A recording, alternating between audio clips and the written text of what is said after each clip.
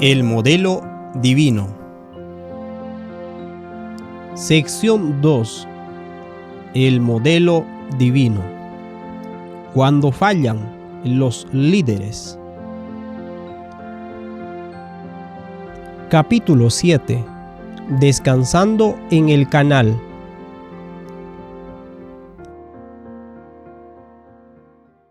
Recuerdo claramente haber orado al Señor mientras estaba enojado con respecto a lo que estaba haciendo algunos líderes de la iglesia en aquel tiempo.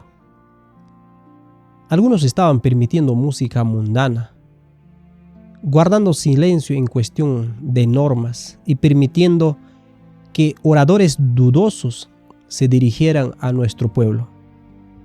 Estaba desahogando mi corazón ante el Señor sobre estas cosas, en un sentido de frustración hacia el liderazgo por permitir que esto sucediera. No recuerdo con exactitud la impresión que tuve, pero en esencia yo le estaba dando más poder al liderazgo del que bíblicamente debería, y eso tenía que ver con la mayor parte de mi frustración. Se me recordó que toda autoridad proviene de Dios y que Él no está ciego ante los errores del liderazgo.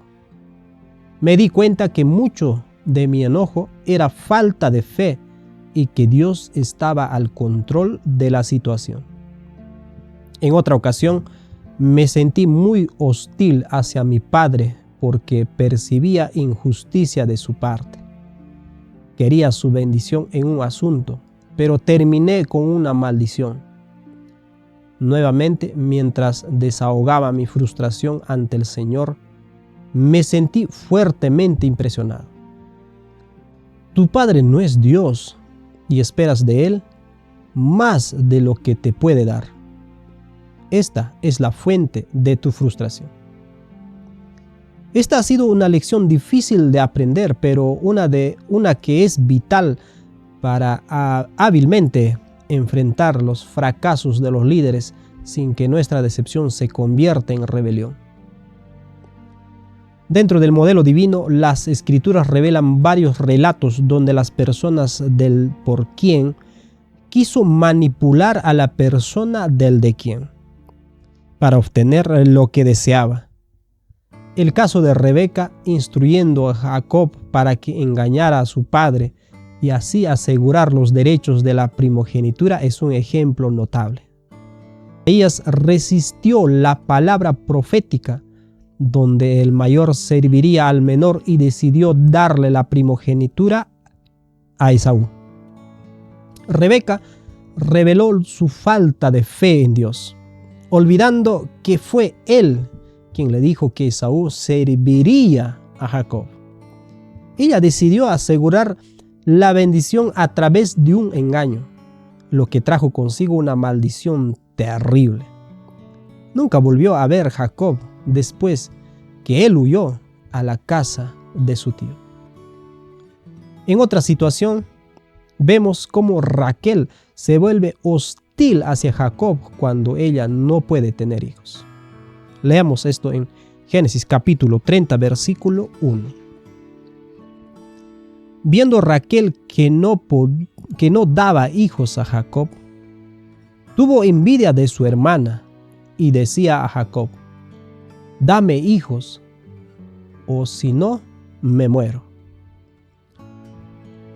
Raquel cayó en la trampa de atribuirle a Jacob más poder del que él tenía, haciendo que ella actuara agresivamente hacia él. La agresión de Raquel trajo una maldición rápida de su marido, recordándole en forma contundente que él no era Dios. Leemos en Génesis 30, versículo 2 lo siguiente. Y Jacob se enojó contra Raquel y dijo: ¿soy yo acaso Dios que te impidió el fruto de tu vientre?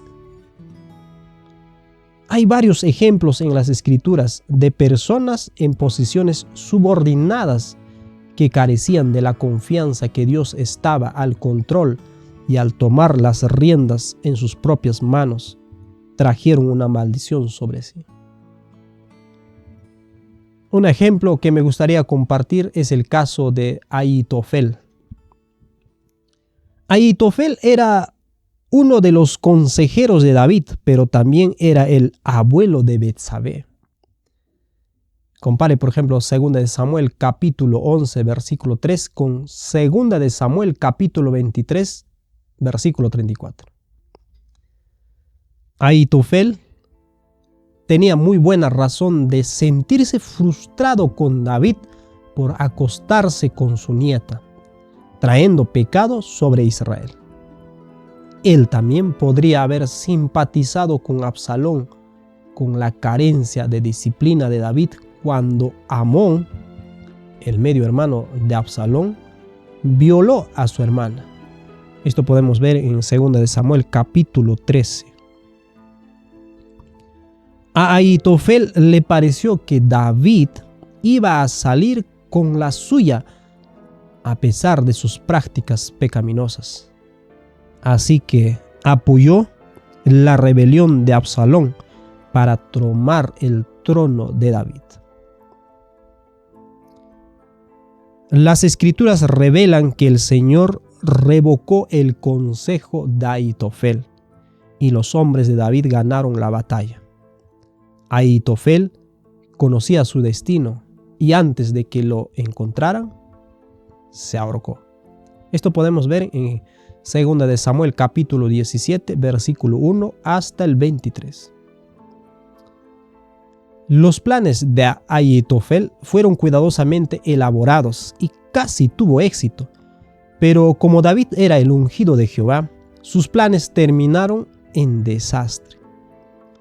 El caso de Ahitofel siempre me ha mantenido en mi mente como una advertencia para quienes quieren derribar al liderazgo corrupto sin un "así dice Jehová".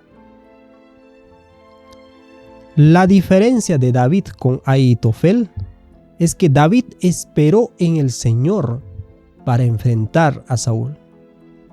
David tenía muchas más razones para quitarle el liderazgo a Saúl que a Absalón a David. No obstante, David no podía o no pondría su mano sobre el ungido de Jehová.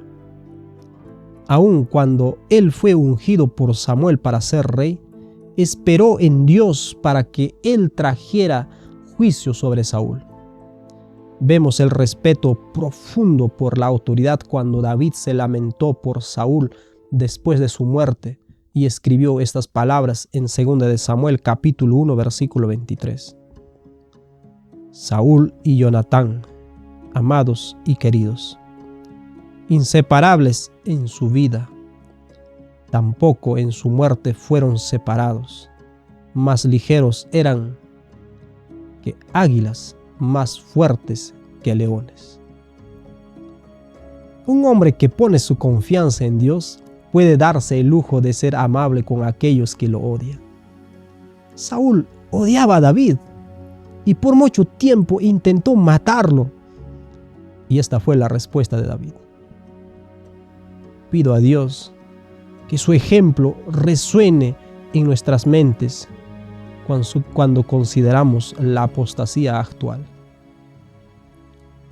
La clave para descansar en el canal de bendición es tener un conocimiento personal de Dios y su Hijo. Los que estudian las Escrituras con discernimiento saben que nuestro Padre es la fuente de toda vida y que nada escapa de su atención. Saben que nadie puede tener ningún poder a menos que se le sea otorgado por Dios. Este fue el secreto de Cristo cuando estuvo aquí en la tierra y estuvo frente a Pilato. Leemos en Juan capítulo 19, versículo 10 al 11. Entonces le dijo Pilato: ¿A mí no me hablas? ¿No sabes que tengo autoridad para crucificarte y que tengo autoridad para soltarte? Respondió Jesús: Ninguna autoridad tendrías contra mí si no te fuese dada desde arriba. Por tanto, el que a ti me ha entregado, mayor pecado tiene. Jesús estuvo frente a Pilato y el periodo de Roma. Fue golpeado, azotado y vio la muerte cara a cara. Lo que Pilato estaba haciendo era débil, cobarde y corrupto. Jesús tenía el poder para revelar esta corrupción y liberarse en cualquier momento. Por lo menos podía haber hablado con Pilato de una manera que lo motivara a dejarlo libre. Añádele a esto a que Jesús fue llevado ante Pilato por una iglesia corrupta que se encontraba hasta el cuello en apostasía. Mas Jesús permaneció calmo y lleno de sabiduría. Observe lo que dice Juan 19:11. Ninguna autoridad tendrías contra mí si no te fuese dada de arriba. ¡Qué lección para nosotros! Todo el poder proviene de Dios. Ni un pajarillo cae en la tierra sin el conocimiento de nuestro Padre. Podemos descansar en el canal de bendición a sabiendas de que los canales de agua es el corazón del Rey en la mano del Señor. Él lo dirige donde le place. Proverbios 21:1. Contemplemos a Cristo, el sumiso Hijo de Dios, quien confió en el Padre en todas las situaciones y nunca hizo nada para defenderse, incluso para salvar su propia vida. He aquí el segundo secreto para aquellos que descansan en el canal. Ven que el Hijo de Dios no hace nada por sí mismo. Solo hace lo que el Padre le dice y nada más. Consideremos que en el corazón de la gran controversia está la cuestión de someternos a una autoridad que Dios ha puesto en nuestras vidas. Lucifer rehusó someterse a la autoridad de Cristo, quien fue delegado por su Padre como soberano del cielo. El espíritu de resistencia hacia la autoridad y el deseo de exponer, avergonzar y humillarles es el mismo espíritu de Satanás. Los que hacen esto no conocen a Cristo ni el poder de Dios. Lo último que quisiera mencionar, que me ayudó a descansar en el canal de bendiciones, es discernir la mentira poderosa de la serpiente acerca del poder inherente que todos están en peligro de aplicar al liderazgo. Una de las cosas que ocasiona que le demos demasiado poder a los líderes es la creencia de que ellos tienen poder para hacer lo que quieren. La otra cara de la moneda es que nos imaginamos que los líderes tienen el poder de darnos lo que queremos. Fue esto un modo de pensar lo que condujo a Israel a desear tener un rey sobre ellos. Esto leemos en 1 Samuel capítulo 8, versículo 19 al 20. Pero el pueblo no quiso oír la voz de Samuel y dijo: no, sino que habrá rey sobre nosotros, y nosotros seremos también como todas las naciones, y nuestro rey nos gobernará, y saldrá delante de nosotros, y hará nuestras guerras. Este concepto de liderazgo no es parte del canal de bendición, más bien es el espíritu del anticristo. Reemplaza a Dios con un ídolo humano. Note lo que dice el Señor en 1 Samuel 8:17. Y dijo Jehová a Samuel: oye la voz del pueblo en todo lo que te diga, porque no te han desechado a ti, sino a mí me han desechado, para que no reine sobre ellos. En este caso, el deseo por un líder estaba convirtiendo a un potencial por quien en la autoridad suprema del de quien. Esto es exactamente lo que la Iglesia de Roma ha hecho a través del Papa. El líder ejerce autoridad absoluta en su propio derecho.